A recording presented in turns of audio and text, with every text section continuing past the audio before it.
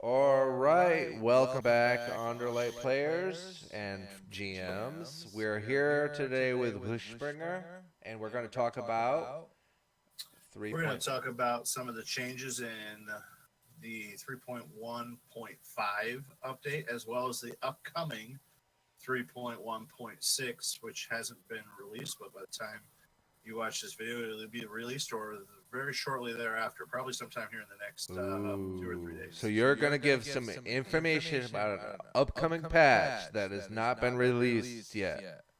That is correct. Ooh, sounds good. All right, let's get started. Okay, so some of these changes, some of you guys are already aware of in 3.1.5.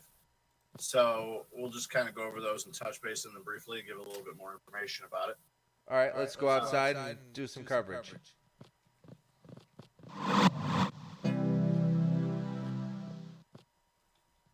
All righty.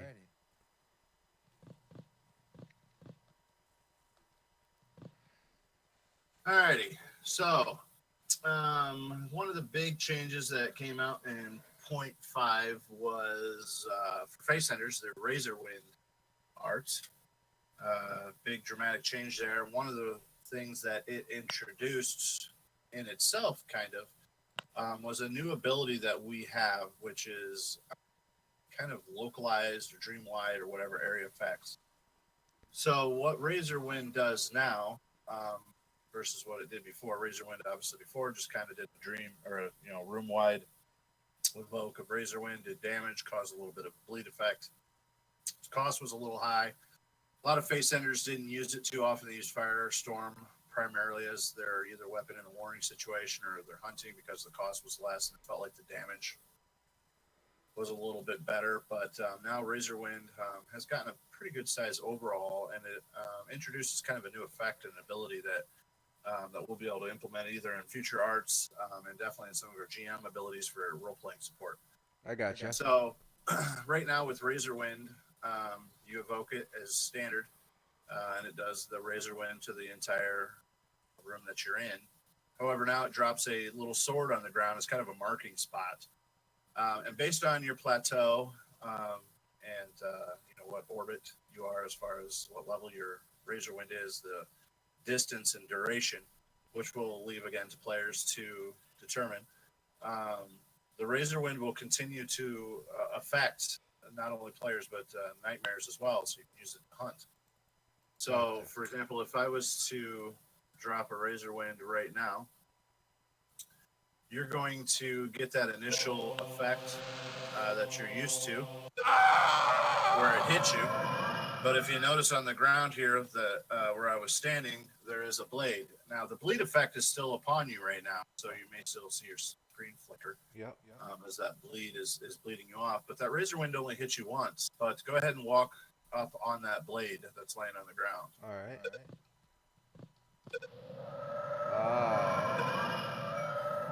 Notice how you got hit by it again. And if you continue to stay there, it will continue to take you down. Now, it has a limited duration and it can't be picked up or moved about. But obviously, a face center can drop these, they can drop them all about the room. And also, or even a worst case scenario, a very dangerous trap scenario situation. They could drop, 2, 3, 4, 5 of these in the same spot, which obviously would be a tremendous amount of damage should you walk up on these. Yeah, so like if you have a Fate Sender teaming up with a Gatekeeper, you could put like a really effective trap. Right, you ward them in and drop these all about the room, and there's just nowhere they could be that was safe. And you can abandon the room and just let them, just let the room take them out, really. All right. So, now, would the player still receive experience for that collapse if they're not in the room? Yep. If you're in the next room over, and obviously party members get this, they'll be protected from it. But if you're in the next room over or whatever, you can drop, a few of these in the room, and you leave one even behind you if you're trying to run away from some grieving players coming after you or some dark mares coming after you. You could drop one on the ground, and if a G case right behind you, you could put it right at the portal with a ward on it. Right. And they wouldn't even be able to try to get to the ward and shatter it without getting continually Razor Wind at that point. So it'd be interesting to see how some of the higher end Fate Centers use this art. Yeah, Yeah, it's gonna be. It opens a really big portal for role playing. Right. That's interesting. And speaking of experience, you guys made some changes to orbits and stuff, right? Yeah, this was a big one that just kind of one of those ones that was always out of sight, out of mind until it affected you. And that had to do with whenever you got experience and you were, you could drop somebody that was worth 14 million experience and you're only, 2 experience away from your next orbit. And you would only get, those 2 experience points and all of that other experience was wasted. So one of the big changes that we did now is unless you're max, obviously at the not one of the nines, if you defeat a character, a player, or a nightmare, or whatever, you're going to get the maximum experience based on how much experience you can still take through the entire sphere. So theoretically, a player could be orbit 0 and be in a situation where they're the joint party or just got a lucky shot off somehow and took out a higher player and go right from 0 to orbit 9, one battle. Wow. Even and even more so at orbit even 10, you can jump all the way to 19, and with just with a high end player being taken out. So being able to orbit up faster at low spheres by with join party with some other folks and going on hunting runs, you'd be able to get somebody up pretty quickly from a newly. And then even some of the high players, there's nothing like being, like orbit 75 and you're about to turn 76 and you took out a dark mare and you lost all that experience points because you were just a few points away from your next orbit. Now you'll be able to gain it all. That's actually really good because that helps people that use bequeath and stuff too. Absolutely. You won't have to worry about you bequeathing so much experience and wasted it on somebody because they were just a few points away from their orbit. Now they'll, as long as they've got room in their cap before their next ninth orbit sphere, before their next 9th orbit, they'll be able to take all that experience points that you're giving them. Yeah, so, I think that's a super good change. Yeah, it's been something that really should have been done a long time ago. It's just one of those things you don't think about until finally I really just thought about it a few weeks ago and put that in our request board and got pretty much unanimous approval for the concept. So love it. All right, so we've heard about Raise the Wind. It changes the Raise the Wind, so it basically has almost a triple effect when it comes to Fate Centers. You got the Raise the Wind effect, the bleed effect, and then you have the area effect. Right, and the area effect is actually kind of a new development now too. With some things we're going to be able to do, especially from in the future with some of the other arts. We could play around with some area effect after effects that these arts may be able to do. I know there's been some minor discussion about Dreamquake possibly, maybe down the road. That's special to my heart. But the big one obviously is even from some of the role play support aspects. Some of the things that the GMs will be able to do to be able to support different role plays with either room-wide effects or localized effects within range, or even items that you have to get right up on and something will affect you, whether it gives you an art, whether it does something like drains your resilience, or there's all kinds of different things.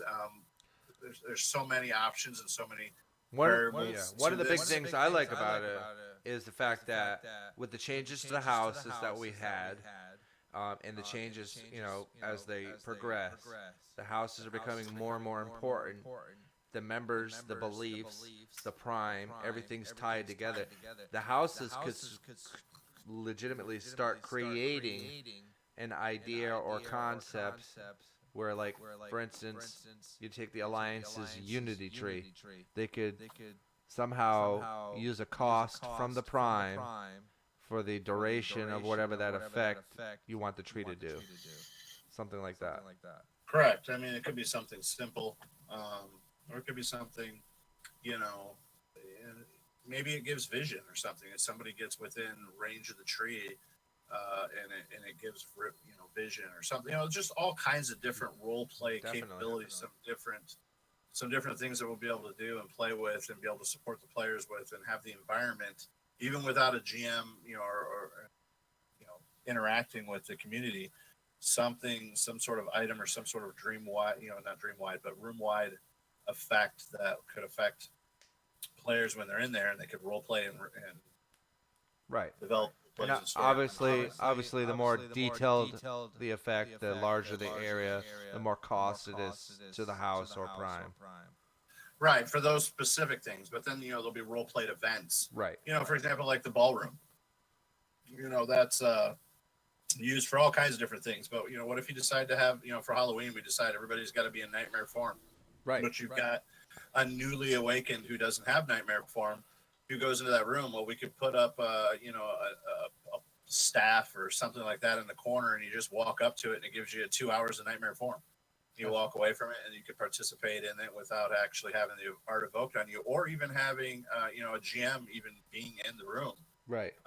The staff itself, just by coming up to it and touching it, you'll have that ability. So, and that's just it's just a small sample, but there's so many different things that we could possibly do, and that it should be interesting to see how it plays out.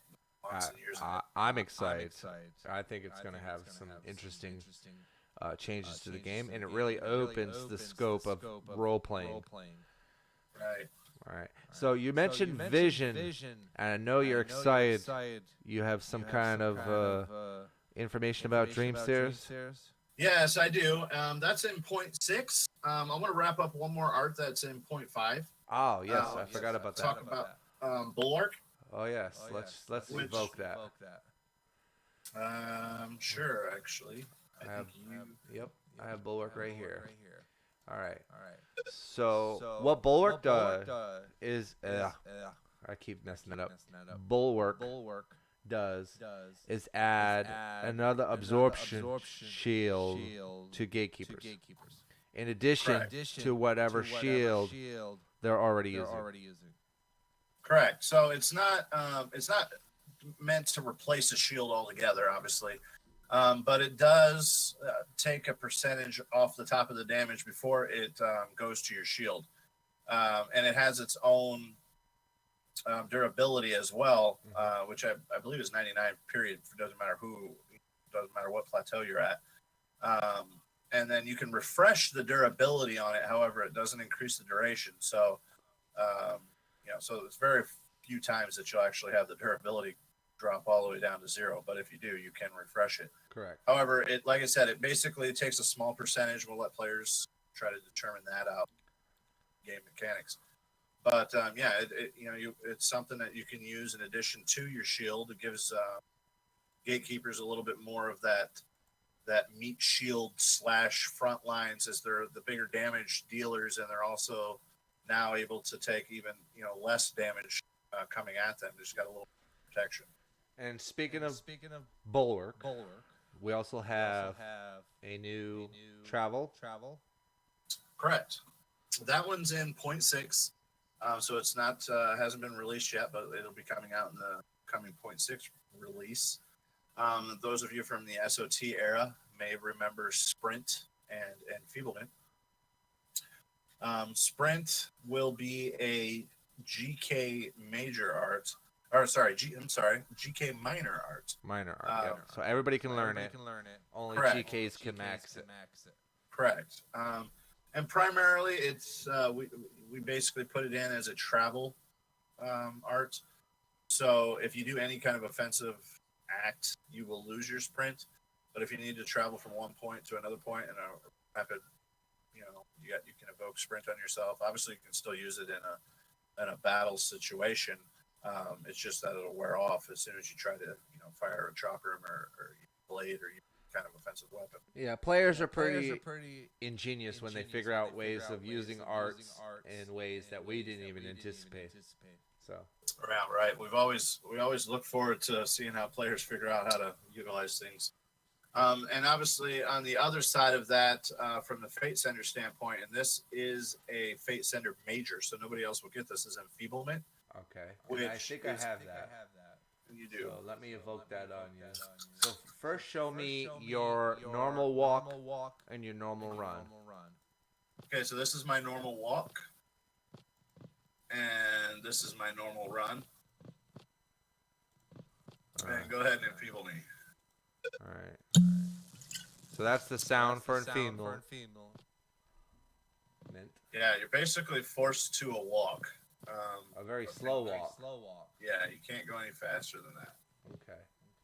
Now, does that allows you to still use offensive arts without removing it, right? Right. And you can then turn around and evoke sprint on yourself, which will then counteract the enfeeble because they offset. That's interesting. I like that. And then the other thing, if you could do me a favor and have Jeremy. Absolutely. Let me just show you sprint on its own.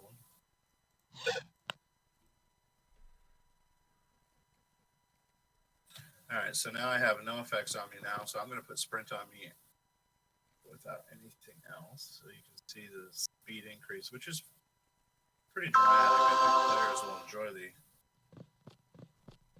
how fast you're able to move around. Yeah, that is super fast.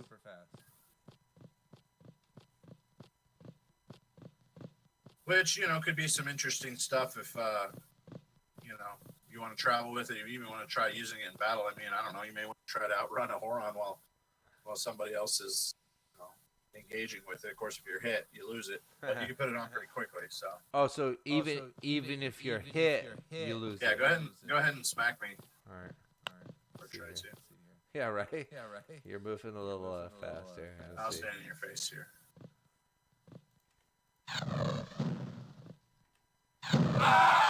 Yeah, and now my movement has returned back to normal. Okay, so it's if you're hit or if you use an offensive, you lose the effect of sprint. Correct. Okay.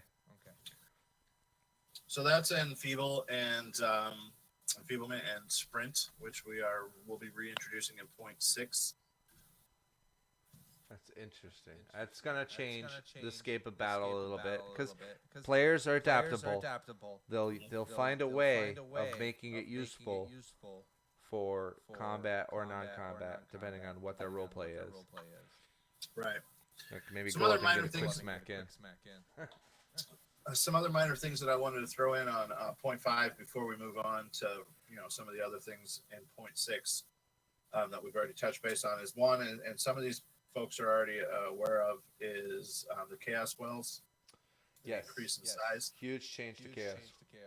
Right. There's a dramatic amount of space now you can put in them. And there's another change that's coming in 0.6, which I'll get to here in a moment, which will change the face of Chaos Wells and actually primes going forward. The other big change that really started in 0.5, but really we wrapped it up in 0.6, is the change to Peace Aura. Another special one for me. Right. As many players know, Peace Aura originally it was meant to be a peaceful art and be a protective art. It was used by the Alliance in the old days. It was very powerful too. It was, and then it was never meant to be in an aggressive home. But obviously, in our version of Underlight, for a window of time there, the Alliance was an aggressive home, and Peace Aura was then used in an aggressive nature by kind of controlling the battlefield by taking stronger players out of the scenario while they picked off the weaker players. It became kind of overpowering in its use in that way, and then it ended up getting nerfed. Which then, when the Alliance returned back to a home of peace, when it got after it closed and it reopened, some of those players were missing out on the ability that Peace Aura gave them to protect themselves. So the biggest change that we've made in 0.6 will be finalized in this release is that Peace Aura will now have the same duration that it had originally with the 1 minute and plus 1 minute per plat, but it'll also actually only affect Alliance members or yourself. So you have to have an actual Alliance crest in order for the art to be used on you or to use it on another member. Right. Okay. It cannot be used on a non-Alliance member. Perfect. So the house people will be able to protect themselves and still use it to that nature, but they will not be able to use it to protect other players or to try to control a battlefield and to take a big player out of the equation. They'll be able to protect themselves just fine. Gotcha. Now, I mean, that kind of changes the scape for us because we used to be able to evoke it on other people and protect it. But with the changes for your area effects that are coming in, there are roleplay possibilities where we could do things with Peace Aura that will take energy from the Prime in order to protect a room or an area or something. That's always a possibility. Right. So it's still not impossible. Right. I like that. Some other changes in 0.6. One of them is kind of a big one, and it has to do with recall. Okay, this is going to be interesting. Recall will no longer be abjurable. Okay.